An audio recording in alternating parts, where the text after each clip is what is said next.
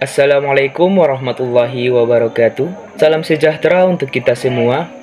Kami dari kelompok 10 ingin mempresentasikan hasil diskusi kami yang berjudul Teori Psikologi Konstitusi. Sebelumnya, hormat kami kepada dosen pengampu Nur Hafni Safarina, SPC MPC, dan yang kami sayangi kawan-kawan sekalian. Baiklah, izinkan kami memperkenalkan diri. Saya sebagai moderator Herman Haji Selubis dan presentator pertama Efri Wisyanta Tarigan dan presentator ketiga Nur Haliza. Penjelasan pertama akan dijelaskan oleh rekan saya yang bernama Efri Wisyanta Tarigan. Halo semuanya, jadi hari ini kita akan membahas tentang psikologi konstitusi. Sebelum kita masuk ke pembahasan kita harus tahu dulu psikologi konstitusi itu sebenarnya apa sih? Psikologi konstitusi adalah studi tentang aspek-aspek psikologis manusia sejauh aspek-aspek itu membahas tentang morfologi dan fisiologi tubuh. Di dalamnya kita akan membahas tentang struktur jasmani. Terdapat komponen-komponen dalam struktur jasmani ini. Yang pertama ada komponen primer, yang kedua ada komponen sekunder. Yang pertama, ada komponen endomorfi. Individu yang komponen endomorfinya tinggi cenderung terlihat lebih lembek dan bulat, serta perkembangan tulangnya yang kurang baik menyebabkan dia menyimpan lebih banyak lemak daripada individu lainnya, serta perbandingan antara tinggi badan dan berat badannya yang relatif rendah. Yang kedua, ada mesomorfi. Komponen mesomorfi ini merupakan kebalikan dari komponen endomorfi. Tubuh individu yang memiliki komponen mesomorfi yang baik akan berkembang dengan baik pula.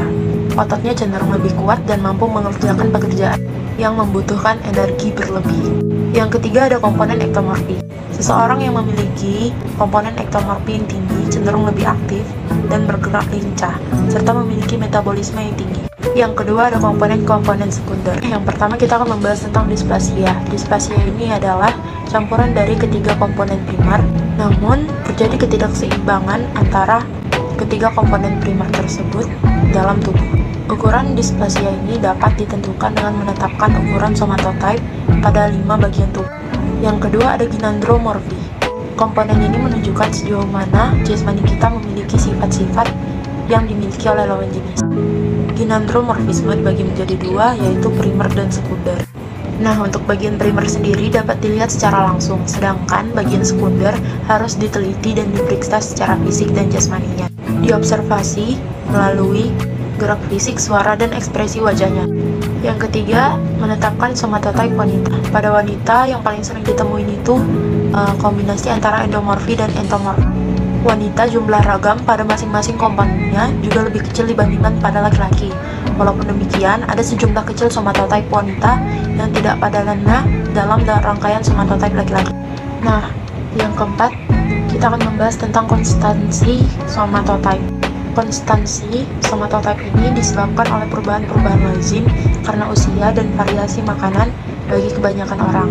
Kita lanjut ke pembahasan berikutnya. Selanjutnya, analisis tingkah laku atau kepribadian. Analisis tingkah laku atau kepribadian dibagi menjadi dua.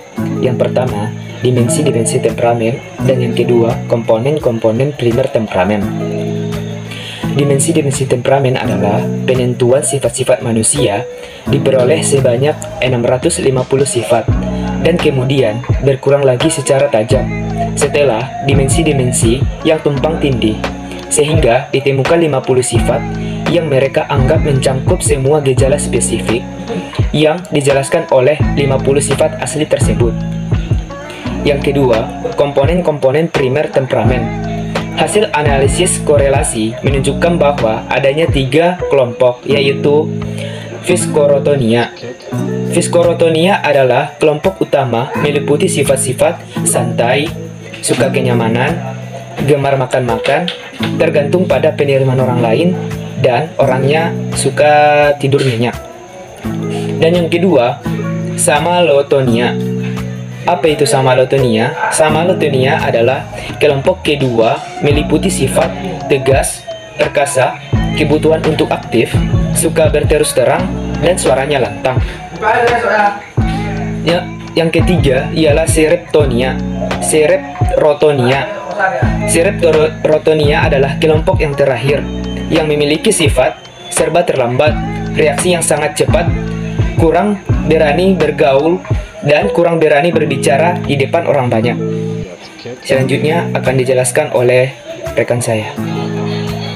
Hubungan antara struktur jasmani dan analisis tingkah laku. Orang dapat menerangkan bahwa individu yang memiliki tipe jasmani tertentu akan menemukan cara-cara bertingkah laku tertentu yang sangat efektif, sedangkan individu yang memiliki tipe jasmani lain akan merasa perlu menggunakan cara-cara bertingkah laku lain. Hubungan antara jasmani dan temperamen ditentukan oleh stereotip yang diterima umum atau nilai stimulus sosial dalam masyarakat. Individu-individu yang memiliki sifat-sifat jasmaniah tertentu diharapkan akan menampilkan kecenderungan tingkah laku tertentu karena gen atau gen-gen yang sama. Mempengaruhi kedua kumpulan sifat melalui faktor berikut ini. Yang pertama, ada orientasi biologis dan genetik. Nah, yang kedua, tekanan organismik dan medan. Yang ketiga, ada perkembangan individu. Yang keempat, proses-proses tak sadar. Sheldon mengemukakan perihal gangguan kejiwaan terdiri dari 3 dimensi primer. Ketiga dimensi itu pada pokoknya berhubungan kategori-kategori yang bisa digunakan dalam diagnosa psikiatris. Adapun komponen-komponen psikiatris itu ialah 1. Afektif. Bentuknya yang ekstrim terdapat pada psikosis, jenis manis, depresi, atau antara ekstrim gembira dan ekstrim sedih. Yang kedua, Baiklah, demikianlah hasil presentasi kami dari kelompok 10. Jika ada teman-teman yang ingin bertanya, silahkan komen di kolom komentar. Saya sebagai moderator izin pamit. Assalamualaikum warahmatullahi wabarakatuh.